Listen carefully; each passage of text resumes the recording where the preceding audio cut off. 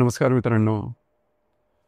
मिथुन राशीचा पती आणि कन्या राशीची पत्नी समजा वैवाहिक सहजीवनात असतील तर त्या दोघांमध्ये डिवोर्स किंवा घटस्फोट होण्याची शक्यता किती प्रकारची असू शकते, कोणत्या प्रकारची असू शकते, अशा कोणत्या गोष्टी आहेत की ज्यावर लक्ष देणं गरजेचं आहे, अशा कोणत्या गोष्टी आहेत की ज्या करायला हव्यात, अशा कोणत्या गोष्टी आहेत की ज्या टाळायला हव्यात, दोघांच्या विवाहाकडून अशा अपेक्षा नेमक्या कशा प्रकारच्या असतात, एकंदरीत दोघांची व्यक्तिमत्व नेमकी कशा प्रकारची असतात, या सर्व संदर्भातली खुलासेवर चर्चा आपण या व्हिडिओमध्ये करणार आहोत. तर सुरुवातीला आपल्याला हे जाणून घेणं सगळ्यात महत्त्वपूर्ण आहे की जो घटस्फोट आहे ही काही घटना नाही आहे की ती सहज एका दिवसामध्ये घडून येईल. यामागची कारणं वेगवेगळे असू शकतात, त्यामागचे विचार वेगवेगळे असू शकतात. अर्थात दोघांचं व्यक्तिमत्व जर का समजलं एकमेकांना तर साहजिकच गोष्टी किती जाणायच्या, कुठेच संपवायच्या याबद्दलचं थोडंसं तुम्हाला ज्ञान होऊ शकतं किंवा थोडीशी समज येऊ शकते. तर नेमकं यांचं व्यक्तिमत्व कसं आहे ते सुरुवातीला जाणून घेऊ. सुरुवात आपण मिथुन राशीचे जे पती किंवा पुरुष आहेत त्यांच्यापासून करू. मिथुन राशीबद्दल सांगायचं झालं तर कालपुरुषाच्या पत्रिकेमध्ये तृतीय स्थानामध्ये येणारी ही रास आहे, पुरुष रास आहे. या राशीचा जो स्वामी आहे तो बुध आहे. या राशीचं जे तत्व आहे ते वायू तत्व आहे आणि ही जी रास आहे ही द्विस्वभावाची रास आहे. सगळ्यात पहिली आणि महत्त्वपूर्ण गोष्ट जी की मिथुन राशींच्या पुरुषांमध्ये दिसून येते ते म्हणजे त्यांचं संवाद कौशल्य. म्हणजेच अनोळखी व्यक्तीबरोबर सुद्धा सहज संवाद साधण्याची कला ही मिथुन राशीच्या व्यक्तींमध्ये दिसून येते आणि ह्यांचं बोलणं वागणं हे सुद्धा अगदी बिंदास्त असतं. बिंदास्त याचा अर्थ अगदी ॲरोगंट असं नाही, समोरच्याचा सेल्फ रिस्पेक्ट राहून आपली जी मतं आहेत ती सहज हलक्या फुलक्या वाणीने व्यक्त करणं, हा जो भाग आहे हा भाग मिथुन राशीच्या व्यक्तींमध्ये किंवा पुरुषांमध्ये खास करून दिसून येतो. सुरुवातीपासून थोडीशी चौकस वृत्ती असते यांच्याकडे, म्हणजे काय, कशाला, कशामुळे, आणि सगळ्यात महत्त्वाचं म्हणजे यांना दुनियादारीचं जे नॉलेज म्हणतो, ज्ञान असतं ते चांगलं माहीत असतं. म्हणजे बाहेरच्या दुनियेचं जे ज्ञान असतं हे चांगलं माहीत असतं. म्हणजे कुठे काय मिळतं, कसं मिळतं, कशा प्रकारे मिळतं, कशा प्रकारे गोष्टी टाकायला आहेत. म्हणजे वर्तमानपत्र तुम्हाला घ्यायची काही आवश्यकता नाही. ह्या व्यक्ती म्हणजे मिथुन राशीच्या व्यक्ती तुमच्या बरोबर असेल तर तुम्हाला तुमच्या विभागातल्या सगळ्या गोष्टी अगदी सहजपणे समजून येतील. कारण मुळातच शेअरिंग करणं हे मिथुन राशीच्या पुरुषांना खूप चांगल्या प्रकारे जमतं आणि आपला मुद्दा हा मांडताना सुद्धा त्याबाबतीत जास्त काय पॉझिटिव्ह नसतात. म्हणजे मीच खरं, माझाच बरोबर, मी सांगतो तेच बरोबर आहे, असं काय. त्याच्यामुळे आगाऊपणा वगैरे हा भाग मिथुन राशींच्या पुरुषांमध्ये दिसून येत नाही. महत्त्वाचं म्हणजे समोरचा व्यक्ती कसा आहे, त्याला गोष्टी कशा प्रकारे पटत आहेत, त्याला काही गोष्टी कशा प्रकारे सांगायच्या आणि त्या समजून घ्यायच्या, हा भाग मिथुन राशीच्या व्यक्तींमध्ये अतिशय चांगल्या प्रकारचे असतात, बोलके असतात. दुसरी महत्त्वाची गोष्ट म्हणजे यांचं राहणीमान सुद्धा व्यवस्थित असं, सुव्यवस्थित असं, आधुनिक राहणीमान यांना आवडतं. आता इथे एक गोष्ट महत्त्वाची आहे ती म्हणजे मिथुन राशींच्या व्यक्तींकरता किंवा पुरुषांकरता कुठलीच गोष्ट आयुष्यात स्थिर नसते. आता अस्थिरता हा या राशीचा पाया आहे. आता ही जी अस्थिरता आहे ही जवळजवळ त्यांच्या प्रत्येक व्यक्तिमत्वात तुम्हाला दिसून येऊ शकते. त्यांचं वागणं, चालणं, बोलणं किंवा जीवनाकडे बघण्याचा दृष्टिकोन, खाद्यपदार्थ, जवळजवळ सगळ्या गोष्टी म्हणजे अस्थिरता. म्हणजे आज त्यांना एखादी गोष्ट आवडते किंवा आज एखाद्या गोष्टींबद्दल त्याचा एखादा व्ह्यू असेल, आणखीन 1-2 महिन्यामध्ये तो बदललेला असेल. अर्थात गोष्टी म्हणजे बदल करणं हा या राशीचा स्थायी भाव आहे. त्याच्यामुळे कुठल्याही परिस्थितीमध्ये ह्या ज्या व्यक्ती आहेत ह्या व्यक्ती स्वतःला अगदी व्यवस्थितपणे ढाळू शकतात. मगाशी सांगितल्याप्रमाणे यांची आकलनशक्ती, ग्रहणशक्ती खूप चांगली असते. आता ही जी आकलनशक्ती किंवा ग्रहणशक्ती ही शैक्षणिक बाबतीत असेल असं नाही, कारण एका जागेवर ते जास्त काळ स्थिर राहणं हे त्याला तसं आवडत नाही. थोडेसे बिझी बॉडी असतात, पटकन इकडून तिकडे तिकडून इकडे ह्यांचं जे अवधान असतं हे थोडं बदलत असतं. जसं की लहान मुलं असतात. लहान मुलांच्या बाबतीत कसं असतं की त्यांचा जो मूड असतो हा कायम स्विंग होत असतो. छोट्या छोट्या गोष्टीमुळे त्यांचे मूड स्विंग होतात.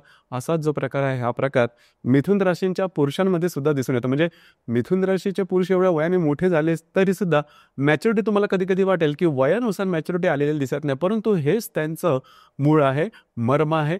त्यामुळे असेल त्या परिस्थितीमध्ये आनंदाने राहण्याची जी हे आहे, जी समज आहे किंवा जो स्वभाव आहे तो मिथुन राशींच्या पुरुषांमध्ये अतिशय चांगल्या प्रकारे दिसून येतो. म्हणजे यांच्या आजूबाजूला कितीही दुःख दैन्य असेल तरी त्यामध्ये अगदी हॅपी गो लकी जी पर्सनॅलिटी असते, जे व्यक्तिमत्व असतं ते मिथुन राशीच्या पुरुषांमध्ये खूप चांगल्या प्रकारे दिसून येतं. आणि जीवनाचा, प्रत्यक्ष जीवनाचा, वर्तमानाचा आनंद घेण्याची जी वृत्ती आहे जी की आजकाल जास्त प्रमाणात मानली जाते. म्हणजे भविष्याची काय ते चिंता करत नाही, भूतकाळाबद्दल जास्त विचार करत नाही आणि आत्ताचा जो वर्तमान काळ आहे तो भरभरून जगायचा हा भाग मिथुन राशींच्या पुरुषांमध्ये अतिशय चांगल्या प्रकारे दिसून येतात. त्यांना फिरायला वगैरे आवडतं, वेगवेगळ्या लोकांची ओळखी करून घ्यायला आवडतं, बोलायला आवडतं, शेअरिंग करायला आवडतं आणि थोडंसं शॉपिंगसुद्धा करायला आवडतं. म्हणजे पुरुष असून सुद्धा यांना खरेदीपासून हे स्वतःला थांबवू शकत नाही. त्यामुळे कधी कधी खिशाला सुद्धा जरा झटका बसू शकतो. आणि दुसरी महत्त्वाची गोष्ट म्हणजे मगाशी सांगितल्याप्रमाणे अस्थिरता हा या राशीचा पाया आहे. त्यामुळे हा जो भाग आहे त्यांच्या करिअरच्या बाबतीत सुद्धा दिसतो. म्हणजे करिअरच्या बाबतीमध्ये सुद्धा एकच एक प्रकारचं करिअर करतील असं नाही, किंवा एकच एका ठिकाणी आयुष्यभर काम करतील असंही नाही. त्यांचं करिअर, त्यांचे जे लाइकिंग्स असतात, आवड असते, ही कायम बदलत असते. आणि हे करिअर वेगवेगळ्या क्षेत्रामध्ये सुद्धा करतात. म्हणजे जॅक ऑफ ऑल वगैरे म्हणतो तो प्रकार थोडासा मिथुन राशीच्या व्यक्तींमध्ये दिसून येऊ शकतो. तरी पण जीवनाकडे हे संपूर्णपणे आनंदाने बघणारे असतात, संपूर्णपणे समाधानी असतात, तृप्त असतात. मनात जरी सल जरी असली तरी ती बोलून मात्र दाखवणार नाही. अशा प्रकारचे भरभरून जीवन जगणारी ही मिथुन रास आहे. बोलणं वगैरे साधं सोपं, अगदीच दुसऱ्याला समजेल अशा प्रकारचं असतं. थोडंसं यांना शारीरिकतेच्याकडे लक्ष देणं गरजेचं आहे. 2-3 गोष्टी आहेत त्या थोड्याशा महत्त्वाच्या आहेत. म्हणजे आपल्या मतावर ठाम राहणं, आपल्या मताशी तडजोड न करणं, हट्टीपणा हा तर यांच्यामध्ये अजिबात दिसणार नाही.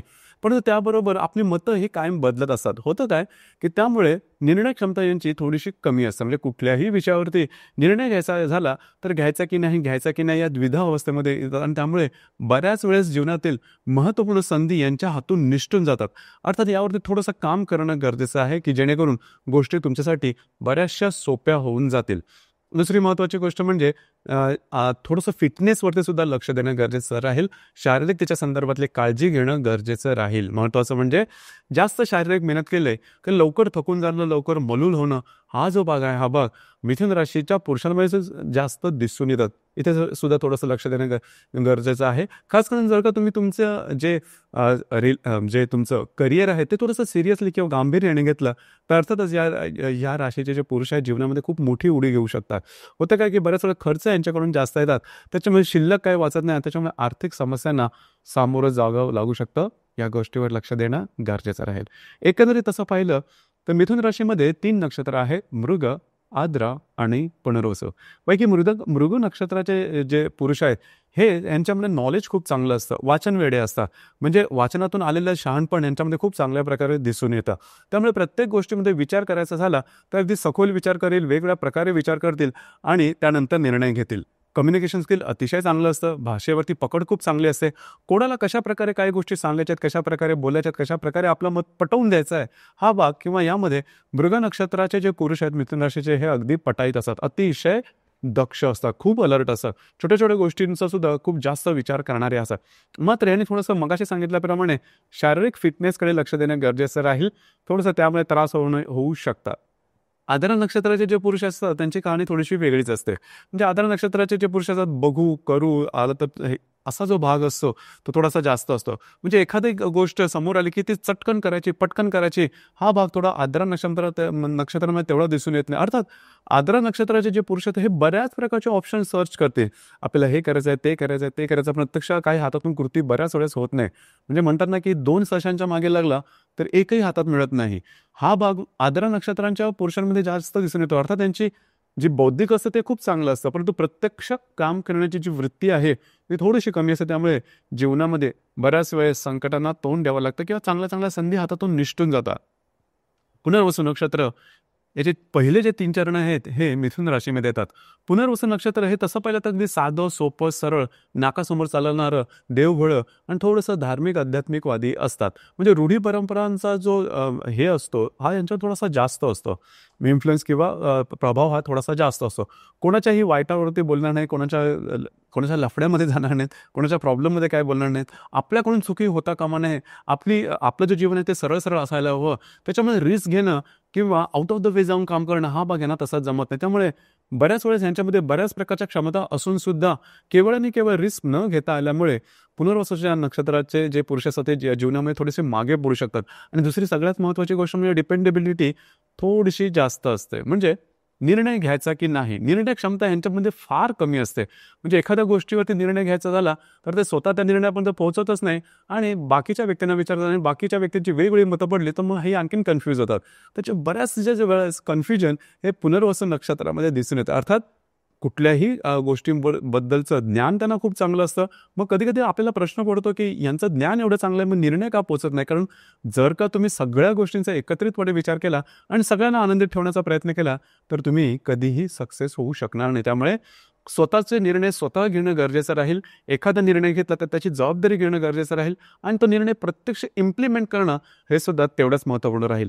ही गोष्ट जर का पुनर्वसू नक्षत्राच्या पुरुषांनी अगदी व्यवस्थितपणे मनामध्ये घेतली तर अर्थातच या नक्षत्राच्या ज्या पुरुष असतात जीवनामध्ये खूप मोठी झेप घेऊ शकतात. एकंदरीत तुम्हाला समजलं असेल की मिथुन राशीचे जे पुरुष आहेत किंवा पती आहेत त्यांचं व्यक्तिमत्व नेमकं कशा प्रकारचं असतं. आता थोडी चर्चा करू की कन्या राशीच्या ज्या स्त्रिया आहेत यांचं व्यक्तिमत्व नेमकं कशा प्रकारचं असतं. कन्या राशीबद्दल सांगायचं झालं तर कालपुरुषाच्या पत्रिकेमध्ये 6व्या स्थानात येणारी ही रास आहे, स्त्री रास आहे. या राशीचा जो स्वामी आहे तो बुध आहे. या राशीचं जे तत्व आहे ते पृथ्वी तत्व आहे आणि द्विस्वभाव अशा प्रकारची ही रास आहे. कन्या राशीबद्दल सगळ्यात महत्त्वाची गोष्ट म्हणजे अतिशय अलर्टपणा, अतिशय दक्षपणा, छोट्या छोट्या गोष्टीमध्ये चिकित्सक चौकसपणा हा कन्या राशीच्या स्त्रीचा स्थायी भाव आहे. म्हणजे हा जो भाग आहे हा भाग ती कधीही सोडणार नाही. त्यांच्या सगळ्या व्यक्तिमत्वामध्ये ही गोष्ट जास्त प्रमाणात दिसून येते आणि ज्या व्यक्ती चिकित्सक चौकस असतात त्या दुसऱ्यावर विश्वास ठेवणं जवळजवळ कठीण असतं. कन्या राशीच्या स्त्रीमध्ये सुद्धा ही गोष्ट जास्त प्रमाणात दिसून येते. म्हणजे कन्या राशीची स्त्री बोलणं अतिशय चांगलं असतं, बोलण्यामध्ये पटायचं असतं, भाषेवरची पकड खूप चांगली असते. वेगवेगळ्या भाषा कशा प्रकारे बोलायच्या, कशा प्रकारे आपली मतं समोरच्याला पटवून द्यायचे, समोरच्याकडे सगळं कळून आपल्याकडचं काहीही नाही सांगण्याची उत्तम कला ही कन्या राशीच्या स्त्रीमधला अतिशय चांगल्या प्रकारे जमलेली असते. अर्थात स्वतःकडचं ते सांगणार नाही याच्यामध्ये कारणं सुद्धा असतं, तशाच प्रकारचे असतात आणि ते बरोबर सुद्धा असतात. म्हणजे आपण एखादी गोष्ट समोरच्याला विश्वासाने सांगितली आणि त्याने त्याचा वेगळा फायदा उचलला किंवा आपल्याला जज करायला लागला तर मग काय करायचं. हा जो भाग आहे हा भाग कन्या राशीच्या स्त्रीमध्ये जास्त दिसून येतो. थोडासा घाबरटपणा वगैरे म्हणतो हा कन्या राशीच्या स्त्रीमध्ये थोडासा जास्त असतो. म्हणजे छोट्या छोट्या कामामध्ये लोक काय म्हणतील, हा काय म्हणेल, तो काय म्हणेल, मग आपल्याबद्दल काय वेगळं काय बोललं जाईल का, आपले निर्णय चुकतील का, हा भाग थोडा जास्त असतो. लक्षात घ्या कन्या राशीची स्त्री जी आहे बौद्धिकदृष्ट्या अतिशय चांगली असते, प्रॅक्टिकल नेचर खूप चांगलं असतं. म्हणजे पैसे कुठे कधी खर्च करायचा हा भाग कन्या राशीच्या स्त्री इतका इतर कुणालाही जमत नाही. परंतु होतं काय की कुठल्याही गोष्टीवरती निर्णय घ्यायचा झाला तर आपला निर्णय चुकता कामा नये, आपला निर्णय बरोबरच आला पाहिजे आणि आपण जो निर्णय घेणार तो परफेक्टच असला पाहिजे. या हट्टापोटी बऱ्याच वेळेस निर्णयाला वेळ लागतो आणि कधी कधी निर्णय घेतलेच जात नाही. यामुळे त्यांना जीवनामध्ये बऱ्याचशा चांगल्या संधीपासून मुकावं लागतं. अर्थात ही गोष्ट थोडीशी लक्षात घेणं गरजेचं राहील. याचप्रमाणे प्रत्येक गोष्टीमध्ये थोडंसं चिकित्सकपणा हा कधी कधी थोडंसं जास्त प्रमाणात दिसून येतो. त्यामुळे समोरच्याला ही गोष्ट पटकन खटकते की छोट्या छोट्या गोष्टीमध्ये जर का तुम्ही अति चिकित्सकपणा घेतला तर गोष्टी काही तुमच्या मनाप्रमाणे होणं कठीण असतं किंवा जीवन जगणं कठीण होऊन जातं. म्हणजे थोडंसं रिस्क फॅक्टर असं म्हणतो. बिनधास्तपणा, बेफिक्रीपणाचा नसतो हे चांगलं आहे, पण बिनधास्तपणा हा कन्या राशीमध्ये तसा दिसून येत नाही. त्याच्यामुळे छोट्या छोट्या गोष्टींमध्ये सुद्धा खूप खोलामध्ये जाणं हा भाग कन्या राशीच्या स्त्रीमध्ये थोडासा जास्त दिसून येतो. समोरच्या ते विश्वास ठेवणं हे यांना जवळजवळ कठीण होऊन बसतं. अर्थात या राशीच्या ज्या स्त्रिया असतात ह्या कुणावरती यांचा संपूर्ण विश्वास असेल असं मात्र अजिबात नाही. म्हणजे अत्यंत जवळचे व्यक्ती जरी यांचे असले तरी ते संपूर्णपणे विश्वासाने त्याबरोबर बोलतील, चालतील किंवा विश्वास ठेवतील असं धरून चालू नका. यांचं राहणीमान अतिशय चांगलं असतं, सुव्यवस्थित असतं, नीटनेटकं असतं. म्हणजे फॅशनचा सेन्स सुद्धा चांगला असतो, पण तो फॅशनकडे फार मोठं ज्याला आपण झुकाव म्हणतो तो त्यांचा तसा काही दिसून येत नाही. प्रॅक्टिकल असतात पैशाच्या संदर्भात. म्हणजे कन्या राशीच्या स्त्रींना माहिती असतं की पैशाचं गणित नेमकं कसं जुळवून आणायचं आणि बऱ्याच वेळेस एकापेक्षा जास्त आर्थिक संदर्भातले जे येणी असतात किंवा तसे जे करिअर असतात ते निवडण्याचा ते प्रयत्न करतात. एकंदरीत सांगायचं झालं तर कन्या राशीची जी स्त्री आहे ही चपल असते, चलाख असते आणि अतिशय दक्ष असते, अत्यंत हुशार असते. दुसरी महत्त्वाची गोष्ट म्हणजे आर्थिक संदर्भातली मगाशी सांगितलं त्या बाबतीत सुद्धा यांचा जो ब्रेन आहे, यांचा जो मेंदू तो अतिशय चांगल्या प्रकारे चालतो. फक्त इथे एकच गोष्ट आहे, छोट्या छोट्या गोष्टींमध्ये कन्या राशीच्या स्त्री असतात ह्या साधारण त्यांच्या फिटनेसच्या बाबतीत, शारीरिकतेच्या संदर्भात खूपच म्हणजे ते चिकित्सक असतात. अगदी छोटंसं जरी काही शारीरिकतेच्या संदर्भात समजा उदाहरणार्थ डोकं जरी त्यांचं दुखलं, मग त्यांची कारणं किती असतात, किती प्रकारचे असू शकतात, त्यामुळे प्रॉब्लेम कोणते असू शकतात, असा जो त्यांचा गुंता चालू होतो तो अगदी मेंदूपर्यंत जातो आणि मेंदूच्या संदर्भातले कुठल्या प्रकारचे त्रास असू शकतात, कशा प्रकारचे असतात आणि त्याच्यामुळे होणारे म्हणजे ही जी मालिका आहे ही एवढी जबरदस्त पुढे जाते की नंतर मग त्यांना छोट्या छोट्या गोष्टी जे सिम्पटम्स किंवा त्यांची लक्षणं असतात ती त्या रोगाशी जुळवायला लागतात आणि त्यांना मनातल्या मनात वाटायला लागतं की हे आपल्याला काहीतरी मोठं काहीतरी झालेलं आहे आणि त्या संदर्भात ते लगेच इलाज करायला सुरुवात करतात. आता डॉक्टरांच्या मते कन्या राशीच्या स्त्रिया जर का असल्या तर अर्थात त्यांना काही सांगायची गरज नाही, ह्या स्वतः सगळ्या गोष्टीचं नॉलेज घेऊनच आलेल्या असतात आणि अशा प्रकारे असं म्हणजे छोट्या छोट्या गोष्टींमध्ये सुद्धा अतिशय दक्ष असतात. म्हणजे छोट्या छोट्या गोष्टी सुद्धा कशा प्रकारे करायला हव्यात, कशा प्रकारे करायला नको याचं सगळं नॉलेज घेऊन येतात. परंतु त्याच्यामुळे प्रॉब्लेम का होतो, जसं मी मगाशी सांगितलं की निर्णयापर्यंत पोहोचत नाहीत. तर स्वतःच्या फिटनेसकडे लक्ष देणं गरजेचं राहील. कन्या राशीच्या स्त्रींना साधारणतः पाठीचे आणि पोटाचे त्रास होण्याची शक्यता जास्त असते. स्किन एनर्जी किंवा डोकं दुखणं हा भाग सुद्धा त्याच्यामध्ये अंतर्भूत होतो. जसं आता आपण चर्चा करतो आहोत की मिथुन राशीचे पुरुष आणि कन्या राशीची स्त्री पती पत्नी म्हणून वैवाहिक सहजीवनात असतील तर नेमक्या गोष्टी कशा प्रकारच्या असतील. लक्षात घ्या, पहिली गोष्ट म्हणजे मिथुन राशीचे जे व्यक्ती आहेत किंवा पुरुष आहेत ते थोडेसे ट्रस्टवर्दी असतात, थोडेसे बिनधास्त असतात आणि जीवन भरभरून जगणारे असतात. हा भाग कन्या राशीच्या स्त्रीमध्ये दिसून येत नाही. मग समजा त्यांच्याकडून अशा प्रकारच्या काही गोष्टी झाल्या, थोडासा बिनधास्तपणा आला पैशाच्या संदर्भात, जीवन जगण्याच्या संदर्भामध्ये, तर हा भाग कन्या राशीच्या स्त्रीला थोडासा खटकतो. म्हणजे हे कशाला करायला हवं, ते कशाला करायला हवं, यांनी काय होणार आहे, त्यांनी काय होणार आहे आणि अगदीच काय बिनधास्त होणं, भविष्याचा सुद्धा विचार करणं गरजेचं आहे. आपले पैसे राहिले पाहिजेत, हा भाग थोडासा मिथुन राशीचे पुरुष आहेत त्यांना खटकू शकतो. दुसरी महत्त्वाची गोष्ट म्हणजे निर्णय क्षमता. निर्णय क्षमतेच्या बाबतीमध्ये दोन्ही ज्या राशी आहेत या निर्णय क्षमता त्यांच्या नेमक्या होत नाही. त्याच्यामुळे बरेचसे निर्णय त्यांच्या वैवाहिक जीवनामध्ये अधुरीच राहतात, कारण निर्णय आणि परस्पर विरोधी यांची मतं तयार होतात. तर त्यामुळे बऱ्याच वेळा यांनी सुद्धा त्रास होऊ शकतो. तिसरी सगळ्यात महत्त्वाची गोष्ट म्हणजे लक्षात घ्या, मिथुन जी रास आहे ही कामतत्वाची रास आहे. म्हणजे वायुतत्वाची रास म्हणजे कामतत्वाची रास आहे. कन्या राशीच्या बाबतीत ही गोष्ट दिसून येत नाही. कन्या राशीची जी स्त्री आहे ती या गोष्टीवरती म्हणजे लैंगिक जीवनावरती बरंचसं बोलेल, सगळं काय माहिती आहे, परंतु प्रत्यक्ष कृती करताना मात्र ते मागे मागे राहतात आणि त्या संदर्भात सुद्धा प्रश्नचिन्ह यांच्या मनात बरेचसे असतात. हा जो भाग आहे हा भाग मिथुन राशीच्या पुरुषांना जमत नाही, आवडत नाही किंवा त्यांच्या लेखी ती गोष्ट जेवढा विचार करायला हवा तेवढी करण्यासारखी नसते. यामुळे सुद्धा त्यांच्या वैवाहिक जीवनामध्ये त्रासदायक गोष्टींना सामोरं जावं लागू शकतं. त्यानंतर आर्थिक स्थैर्य. कन्या राशीच्या स्त्रीला नेहमीच असं वाटतं की त्यांचा जो पती आहे मिथुन राशीचा हा आर्थिक बाबतीमध्ये तेवढा काही स्वावलंबी नाही आहे किंवा आर्थिक बाबतीमध्ये खर्चिक जास्त आहे, खर्च जास्त करतो, पैसे कमवता येत नाही वगैरे वगैरे. त्यामुळे सुद्धा वैवाहिक जीवनामध्ये गोष्टी ज्या आहेत त्या टोकाच्या होऊ शकतात. दुसरी महत्त्वाची, सगळ्यात महत्त्वाची गोष्ट म्हणजे मिथुन राशीचे जे पुरुष असतात त्यांना फिरायला आवडतात, त्यांचा मित्रपरिवार मोठा असतो, सर्व प्रकारचे मित्रपरिवार त्यांच्या एकंदरीत सर्कलमध्ये असतात आणि सगळ्यांशी बोलणं होतं. कधी कधी यामध्ये स्त्रीवर्ग सुद्धा असू शकतो.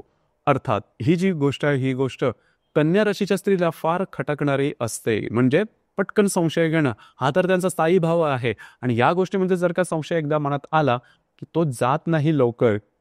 कुतर्क एवढ्या जास्त प्रमाणात होतो, तो विचारांचा गुंता एवढा जास्त प्रमाणात होतो की ते एवढ्या टप्प्यापर्यंत येऊन पोहोचतात की आता हे समोरचे जे त्यांचे पती आहेत मिथुन राशीचे कोणाशी तरी बोलत आहेत, मग गोष्टी आणखीन थोड्याशा वेगळ्या जाऊन पुढे विवाहापर्यंत जातील आणि नंतर मग आपलं काय किंवा गोष्टी कशा प्रकारे होऊ शकतील.